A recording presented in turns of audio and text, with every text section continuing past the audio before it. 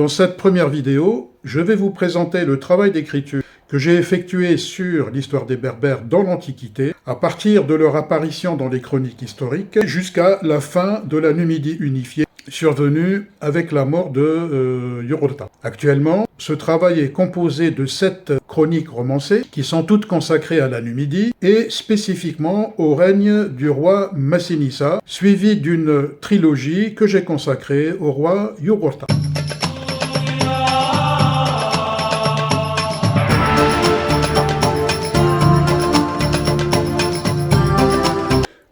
Quant à l'origine des Berbères, il existe actuellement 2 hypothèses qui traitent de cette question-là et que j'ai déjà évoquées dans un post précédent sur Facebook.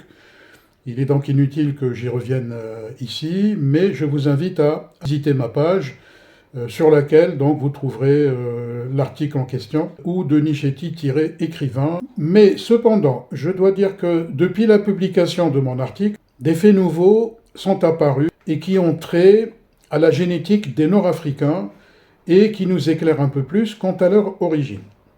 Il ne fait aucun doute aujourd'hui que l'homme est apparu en Afrique centrale, puis il s'est développé entre 200 et 300 000 ans. Ensuite, il a quitté son berceau natal pour remonter vers le nord par 2 chemins, l'un vers l'est et l'autre vers l'ouest. C'est en empruntant ce dernier qu'il se retrouvera en Afrique du Nord, puis surtout le long du littoral, comme l'atteste la découverte d'un squelette au Maroc, à Djebel Irhoud, qui date d'environ 300 000 ans. On le désignera par l'Ibéro-Mauricien, qui est l'ancêtre des Berbères.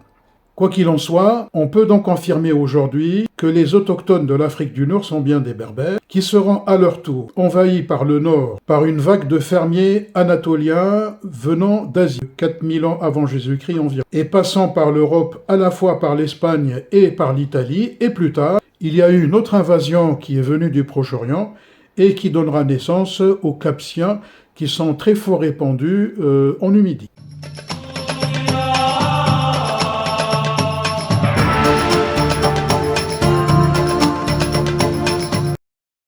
Dans ce premier opus, qui est consacré à l'histoire des Berbères, localisé sur la tribu des Mas-Iles, le lecteur va découvrir d'emblée l'Agellid Massinissa en soucieux de laisser un témoignage sous forme d'épopée ou sous forme de saga historique. Dans le premier chapitre du roman, qu'on découvre Iles, le fils d'Ailimas, le premier des Agellides connus dans l'histoire berbère. Donc le prince Iles rencontre Aristoclès, le futur Platon, à Syracuse, en Sicile. Alors, terrain de conflit entre Carthaginois et Grecs.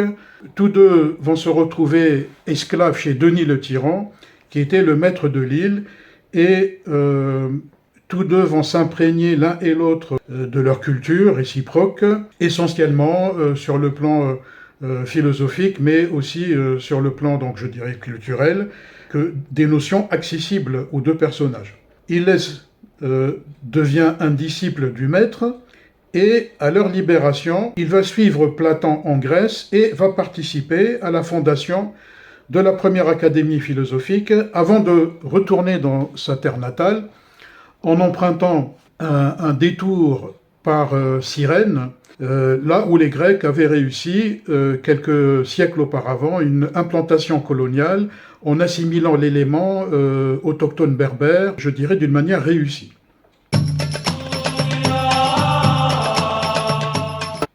Cette saga, bien évidemment, elle est jalonnée de révoltes contre l'occupant carthaginois, que j'expose par extrapolation en revisitant le mythe de l'arrivée d'Élissa de Tyr sur la terre d'Afrique. C'est aussi les alliances qu'elle aurait pu faire avec les tribus locales, et surtout leur Agellid Yarbal, qui fut le premier à adopter les divinités sémites sur notre sol, et qui finira par épouser la princesse tyrienne.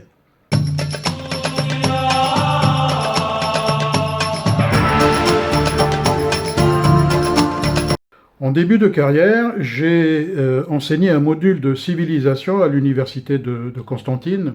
Par la suite, j'ai poursuivi des études doctorales à Sorbonne, à Paris 4, sur le royaume de Numidie, et spécialement durant le règne de Massinissa. Très rapidement, j'ai changé d'orientation professionnelle et je me suis spécialisé en communication, en commerce international et en stratégie numérique. Je suis aussi journaliste et chroniqueur et je partage aujourd'hui ma vie entre ma passion première pour l'Algérie antique et spécialement la Numidie au temps des guerres puniques et la direction de travaux de recherche en management des entreprises et en stratégie digitale.